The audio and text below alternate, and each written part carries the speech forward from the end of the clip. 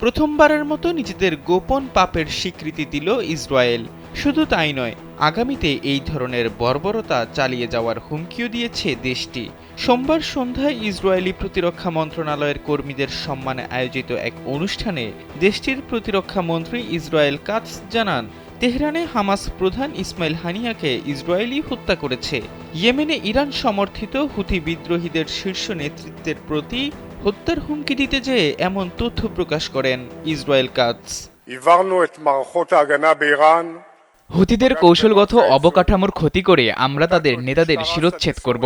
যেভাবে আমরা তেহরানে হানিয়ে গাজার সিনোয়ার এবং লেবাননের নাসরুল্লাহকে হত্যা করেছিলাম, সেভাবেই হোদেইডা এবং সানাই আমরা তাদের হত্যা করব।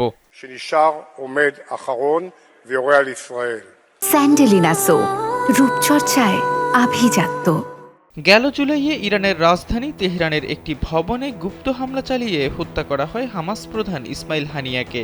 কাটসদের স্বীকারোক্তির আগ পর্যন্ত এই হত্যার দায় স্বীকার করেনি ইসরায়েলি কর্তৃপক্ষ।